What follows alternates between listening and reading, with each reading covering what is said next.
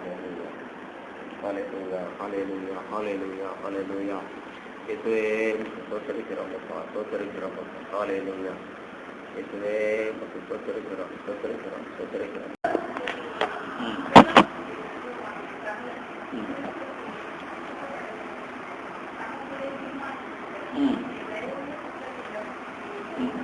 கர்த்தருடைய பரிசுத்த நாமம் மகிமைப்படுவதாக. மீண்டும் வாசிப்போம். எபேசியர் 1:9-10 காலங்கள் நிறைவேறும் பொழுது விளங்கும் நியமத்தின்படி பரலோகத்தில் இருக்கிறவைகளும் பூலோகத்தில் இருக்கிறவைகளும் ஆகிய சகலமும் கிறிஸ்துவுக்குள்ளே கூட்டப்பட வேண்டும் என்று தமக்குள்ளே தீர்மானித்திருந்த தம்முடைய தயவுள்ள சித்தத்தின் ரகசியத்தை எங்களுக்கு அறிவித்தார். ஆம், உட்கார். கர்த்தராகிய இயேசு கிறிஸ்துவின் விலையிடப்பட்ட மாறாத பரிசுத்த நாமம் மகிமைப்படுவதாக. கிறிஸ்து கண்மான தேவனுடைய பிள்ளைகளை மீண்டும் இந்த காலை வேளையில கர்த்தர் இயேசு கிறிஸ்து நாமத்தை ஆராதிக்கும்படியாக கர்த்தர் கொடுத்த பெரிய சலாக்கியத்துக்காக நம்ம ஆண்டவருக்கு நன்றி செலுத்த கடமைப்பட்டு இருக்கிறோம். வேதத்தில் அநேக ரகசியங்கள் எழுதப்பட்டிருக்கிறது, அநேக காரியங்கள் சொல்லப்பட்டிருக்கிறது. அதாவது சாட்சி ஆரம்பித்தோட நானே சாட்சி நினைச்சேன். இந்த வாரம் திங்கட்கிழமை வீட்டில் நம்ம தூங்கிட்டு இருந்தேன். திடீர்னு காலையில் நைட்டு வீட்டில் அந்த டேப்பை க்ளோஸ் பண்ணாமல் வந்திருக்காங்க. அப்போ காலை 5 மணிக்கு எனக்கு தண்ணி சத்தம் காதில் கேட்குது. சரி ஓடி போய் அந்த டேப்பை க்ளோஸ் பண்ணுவேங்கிறதுக்காக தூங்கி முடிச்சு ஜோம் டக்குன்னு என்ன செய்தேன், கிச்சனுக்குள்ளே போனேன். போனாச்சுன்னா அந்த நைட் ஃபுல்லாக தண்ணி அந்த டப்பு நிரம்பி கிச்சன் வந்துருக்கு. எனக்கு தெரியல, நல்லா தூக்கத்தில் போனேன் இல்லையா. போகும் கால் நல்லா வலிக்குது. கால் வலிக்கிட்டா அது விழுந்த இடத்த நான் அப்புறம் காலையில தான் பார்த்தேன். எப்படி விழுந்தேன், நல்லா அடிபட்டு வலியெல்லாம் இல்லை, கையை ஊந்திருக்கிறேன். அந்த தலை பின்னால் அந்த இதுக்குள்ளே அந்த ஸ்லாப்ல பட்டிருந்தேன். அவ்வளோதான், ஒன்றும் படலை. ஆனால் கரெக்டாக அதில் தான் விழுந்தேன். என் தலை ஸ்லாப்ல தான் பட்டுச்சு. ஆனால் இறக்க திரைத்துலான்றது பாதுகாத்து கொண்டேன். ஏன் உங்களுக்கு சொல்றேன்னா, அதாவது என் கால் தவறும் பொழுது கர்த்தாவே இந்த கிருபை என்ன செய்கிறது காண்கிறது. ஆகவே தேவன் நமக்கு ஒவ்வொரு நேரத்திலும் நம்மோடு கூட நடத்துறதுக்காக ஆண்டவருக்கு மிகுந்த நன்றி சொல்லுகிறேன். பாத்தீங்க, எபேசியர் நிருபம் 1:9 காலங்கள் நிறைவேறும் பொழுது விளங்கும் நியமத்தின்படி. இந்த வசனத்துல ஏராளமான ரகசியங்கள் உண்டு. அது என்ன பண்றது, காலங்கள் நிறைவேறும் பொழுது. நாம ஒரு மரத்தை வைக்கிறோம், ஒரு பப்பாளி மரத்தை வைக்கிறோம்னு வைங்களேன். அந்த மரம் வளர்ந்து கொண்டே வருகிறது. ஒவ்வொரு நாளும் நம்ம அதில் போய் பார்க்குறோம், பழம் வருமா பழம் வருமா பழம் வருமானு சொல்லி. ஆனா அது என்ன செய்யறது இல்லை, வருகிறது இல்லை. ஒரு காலம் நிறைவேறும் பொழுது, ஒரு நேரம் வந்த உடனே அது பூக்க ஆரம்பிக்கிறது, அது காய்க்க ஆரம்பிக்கிறது, அது பழுக்க ஆரம்பிக்கிறது. ஆகவே இந்த கடைசி காலத்துல காலங்கள் நிறைவேற வேண்டும். இங்கிலீஷ்ல போட்டிருக்கு, the time has been fulfilled. காலம் என்ன செய்யணும், fulfill ஆகும், காலம் நிறைவேறணும். ஒரு பிள்ளைங்க நம்ம ஸ்கூல்ல சேர்த்த உடனே அது முடிச்சு வெளியே வருது இல்லை. அதுக்கு என்ன செய்யணும், டைம் எடுக்கும், நிறைய காலம் எடுக்கும். அதே போலதான் தேவனுடைய ரகசியங்கள் இந்த பூமியில பேசப்படுவதற்கு ஒரு காலங்கள் உண்டு. நன்றாக நம்ம தெரிஞ்சுக்கிடணும். இது கடைசி காலத்துல இது வெளிப்படுத்துகிற காலம் அல்ல, இது தீர்க்க தரிசனத்தின் காலங்களும் அல்ல. இது தேவன் தம்முடைய பிள்ளைகளுக்கு தம்முடைய ரகசியத்தை சொல்லிக் கொடுக்கிற காலம். அப்படிதான் பைபிள் போட்டு வாசிங்க. காலங்கள் நிறைவேறும் பொழுது விளங்கும் நியமத்தின்படி பரலோகத்தில் இருக்கிறவைகளும் பூலோகத்தில் இருக்கிறவைகளும் ஆகிய சகலமும் கிறிஸ்துவுக்குள்ளே கூட்டப்பட வேண்டும். பரலோகத்தில் இருக்கிறவைகளும் பூலோகத்தில் யார் கூட்டப்படணும், கிறிஸ்துவுக்குள்ளே கூட்டப்படணும். இப்ப நம்ம கொஞ்சம் பழைய ஏற்பாடு காலத்துக்கு போகணும். நீங்க வேதத்தை அதிகமா நீங்க வாசித்தீங்கன்னா பழைய ஏற்பாடு காலத்துல பாக்குறோம். கிறிஸ்து கண்பார தேவனுடைய பிள்ளைகளை ஆபிரகாமின் காலத்துல தேவன் ஒரு காலத்தை கொடுத்தார். என்னது, நோவா காலத்துல ஒரு அடையாளத்தை கொடுத்தார். அது என்னது, பேழை. நோவா கெட்டின பேழைக்குள்ள போறவங்க மட்டும்தான் அந்த காலத்துல அழிப்பதை செய்வாங்க, கப்புவாங்க. நல்ல காலம். ஆண்டு சொல்றாரு, நோவா காலத்துல நீ ஒரு கொப்பேறு மரத்தை உனக்கு என்ன உண்டாக்குவாங்க, பேழையை உண்டாக்குவாங்க. அதுக்கு அளவு, அகலம், நீளம், உயரம், வாசல், தட்டு எல்லா மாதிரியும் யார் சொல்லி கொடுத்தார், கர்த்தர் செய்தா சொல்லி கொடுத்தார். கொப்பேர் மரத்தால கர்த்தர் சொன்னதுபடி அந்த பேழைய என்ன செய்தான், நோவா கட்டினான். நோவின் காலத்துல நீங்க விருத்த சேதனத்தை குறித்து பேசக்கூடாது. நல்ல கவனிங்க பிரதர், வாசிங்க. ஆதியாகமம் 7ஆம் அதிகாரம். ஆதியாகமம் 7ஆம் அதிகாரம்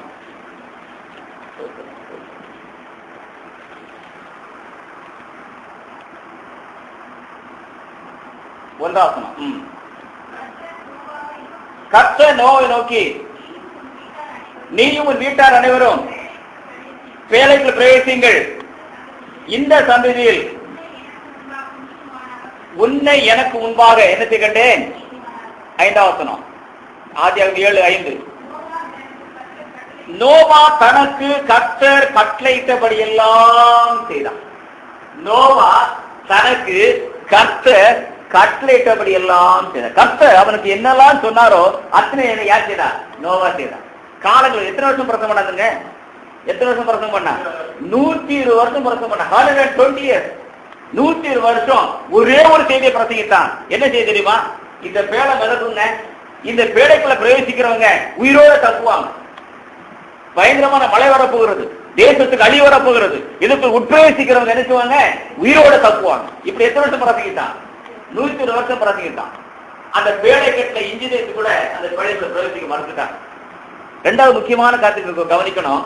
கர்த்தர் கட்டின பேழை தான், கர்த்தர் கட்டின பேழை மட்டும்தான் அழியும் காலத்துல தண்ணீர் வருகின்ற பொழுது அது தானா என்ன செய்யும்? மனுஷ மூளையில எதை கட்டினாலும் அது அழிவுக்கு நிற்காது. நல்ல ஞாபகம் வச்சுக்கணும். மனுஷ மூளையில, மனுஷனுடைய கோட்பாடுகள்ல, மனுஷனுடைய அஸ்திபாரத்துல நம்ம எதை கட்டினாலும் அது ஒரு நாள் என்ன செய்யும்? அழிந்து போகும். தேவனுடைய வார்த்தையில் கட்டப்படுகிறது மட்டுமே கடைசி வரைக்கும் நிலைநிற்கும். ஏனென்றால் வேதத்துல வாசிக்கிறோம், நோவான் குடும்பம் பேழைக்குள்ள போன பொழுது கர்த்தர் பேழையின் கதவை என்ன செய்தார்? அடைத்தார். கர்த்தர் அடைச்சாதான் ஒரு சொட்டு தண்ணி கூட உள்ள என்ன செய்யல, போகல. மனுஷ மூலையில நீங்க எப்படிதான் பேழை கட்டினாலும் எப்படியாவது ஒரு இடத்துல என்ன செய்யும்? தண்ணீர் உள்ள வந்துடும். என்னைக்காவது ஒரு நாள் இந்த ஷிப் கண்டிப்பா என்ன செய்யும்? மூழ்கி போகும். கிறிஸ்துக்கான தேவனுடைய பிள்ளைகளை நம்முடைய சுய புத்தியின் மேல ஒரு நாளும் சாரக்கூடாது. நம்ம சார்ந்திருப்பது கர்த்தருடைய நாமமாக இருக்க வேண்டும். கடைசி வரைக்கும் அவர் உங்களுக்கு என்ன சொல்லுகிறாரோ அதன்படி என்ன செய்யுங்க, செய்யுங்க. கர்த்தர் நமக்கு என்ன சொல்லி இருக்கிறாரோ, தேவன் நமக்கு என்னத்தை வெளிப்படுத்திருக்கிறாரோ அதன்படிதான் நம்ம இந்த பூமியில வாழ்ந்து பழக வேண்டும். பாத்தீங்க, ஆதியாகமம் 8ஆம் அதிகாரம் வேறு திருப்பினீங்கன்னா, ஆதியாகமம் 8ஆம் அதிகாரம்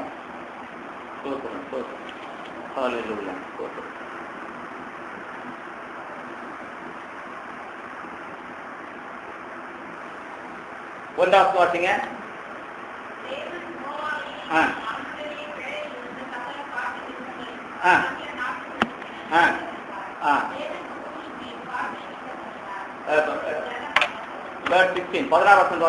நீயும்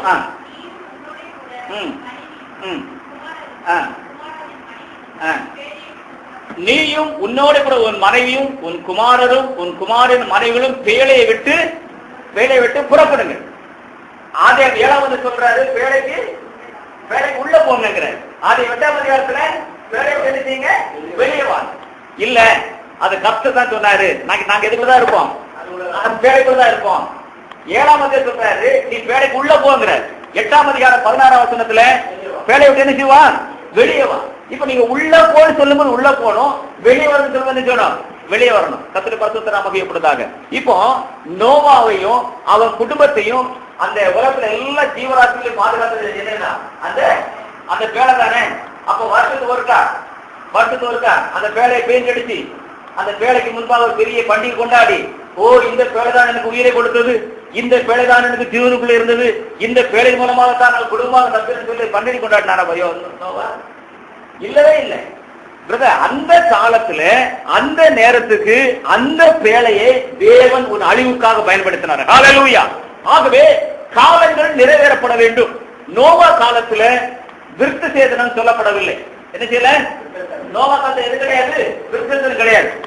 ஆபிரகாம் காலத்துல தேவன் விருத்த சேதனத்தை சொல்லுகிறார். அதுக்கு பிறகு அப்படியே பின்பற்றப்படுகிறது. இப்படி ஒவ்வொரு காலங்களாக சொல்லிக் கொண்டு வருகிறார். மோசேயின் காலத்துல தேவர் ஆசரிப்பு கூடாரத்தின் மாதிரியை யாரு காட்டுறாரு? மோசே கிட்ட காட்டுறாரு. மோசேயின் காலத்துல தேவன் ஆசரிப்பு கூடாரத்தின் மாதிரியை என்ன செய்றாரா? பரலோகத்துல காட்டுறாரு. வாசிங்க யாத்திராகமம் புத்தகம், யாத்திராகமம்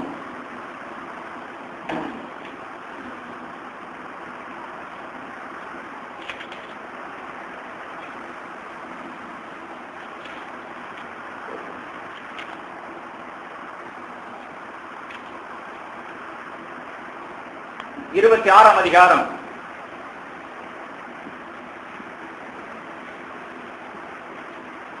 யாத்திரை 25ஆம் அதிகாரம் 40ஆம் வசனம். யாத்திராகமும் நீங்க வீட்டுல வந்து வாசிக்கணும். அது ஃபுல்லா அந்த அதிகாரத்துல சொல்லி கொடுக்கிறார். யாத்திரை 25ஆம் அதிகாரம் 40ஆம் வசனம். மலையிலே உனக்கு காண்பிக்கப்பட்ட மாதிரியின்படியே அவைகளை செய்ய எச்சரிக்கையாயிரு. அப்போ மோசே கிட்ட எதை காட்டுறாரு? மோசே கிட்ட பேழையை காட்டல. மோசே கிட்ட என்ன செய்றாரு? God is showing a tabernacle which is present in heaven. பரலோகத்தில் இருக்கிற அந்த ஆசீர்வாதத்து மாதிரியை மோசே கிட்ட காட்டுறாரு.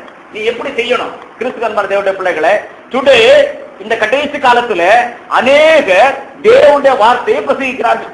அநேக தேவனுடைய கிருபைகளை பெற்றிருக்கிறார்கள். நம்ம யாரும் குறை சொல்ற மாதிரி இல்லை. ஆனா வேதம் சொல்லுகிறது அவைகள் பரலோகத்தின் மாதிரியால் இந்த பூமியில் என்ன செய்யப்பட வேண்டும்? கட்டப்பட வேண்டும். பரலோகத்தில் உள்ளவைகளும் பூலோகத்தில் உள்ளவைகளும் கிறிஸ்துக்குள்ளே கூட்டப்பட வேண்டும் என்கிற ரகசியத்தை அவர் எனக்கு நினைச்சார், வெளிப்படுத்த அறிவித்தார். அப்போ இந்த பூலோகத்தில் செய்கிற காரியங்கள் பரலோகத்தில் மாதிரி கிடைக்கணும், ஒத்து இருக்கணும். திருப்பி வாசிங்க, அழகான வசனம். மலையிலே காண்பிக்கப்பட்ட மாதிரியின்படியே அவைகளை செய்ய எச்சரிக்கையாயிரு. அப்ப அங்க ஒரு மாதிரி சொல்றாரு, அதை காட்டுறாரு. இதன்படிதான் நீ பூமியில இருந்துப்பா, அதை என்ன செய்யணும்? அப்போ அந்த சொன்னார் இல்லையா, பரமண்டல பிதாவே நாமம் பரிசுத்தப்படுவதாக, உங்களுடைய ராஜ்யம் வருவதாக, உங்களுடைய சித்தம் பரமண்டலில் செய்யப்படுவது பூமியில் என்ன செய்வதாக. அப்ப பரலோகத்தில் உள்ள அந்த சித்தத்தின்படி இந்த பூமியில செய்யும்படியாக ஆண்டவர் ஒரு ஆசீர்வாத மாதிரி இருக்கிறாராம், காட்டுறாரு. பாத்தீங்க, யாத்திராகமம் 40ஆம் அதிகாரம். யாத்திராகமம்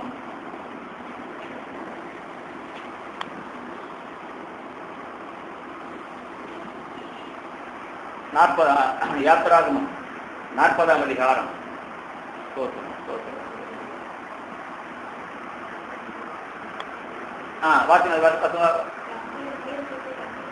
கர்த்தர் மோசேக்கு கற்பித்தபடியே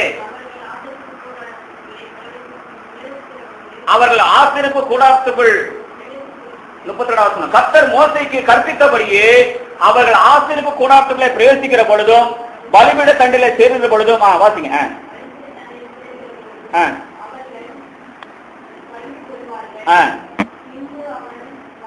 பின்பு அவன் வாசஸ்தலத்தையும் பலிபீடத்தை சுற்றி பிரகாரத்தை நிறுத்தி பிரகாரத்தின் தொங்கு திரையை தொங்க வைத்தான்.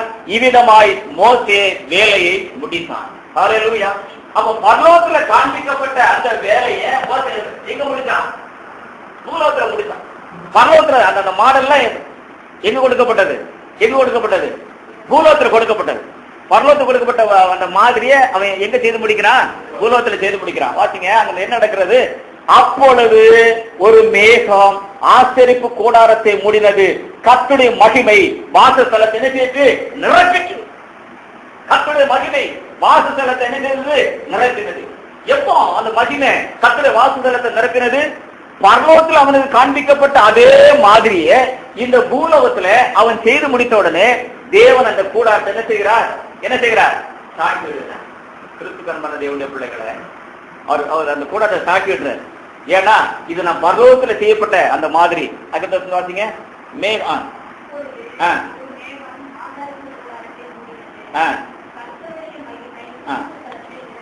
ஆமே.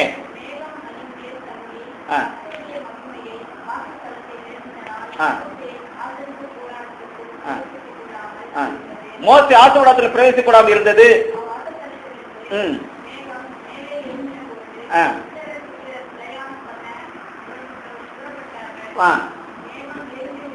மேகம் எழும்பாதிருந்தால் அது எழும்பும் நாள் வரைக்கும் பிரயாணம் பண்ணாதிருப்பார்கள். இஸ்ரவேல் வம்சத்தார் பண்ணும் எல்லா பிரயாணங்களிலும் அவர் எல்லா கண்களுக்கு பிரதட்சியமாக பகலிலே கர்த்தருடைய மேகமும் இரவில் அக்கினியும் வாசஸ்தலத்தில் நினைத்திருந்தது தங்கியிருந்தது. இது முக்கியமான ஒரு செய்தி. ஏன் இந்த காரியத்தை அவர் சொல்றாரு? யாருக்கு இந்த காரியங்கள்? யாருக்கு? யார் யார் எகிப்து விட்டு வெளியே வந்தாங்களோ, யார் யாரெல்லாம் தேவனுடைய பிள்ளைகளா இருந்தாங்களோ, யார் யாரெல்லாம் செங்கடலை கடந்து வந்தாங்களோ, யார் யாரெல்லாம் கானான் நோக்கி பிரயாணம் பண்ணுகிறார்களோ அவர்களுக்கு தான்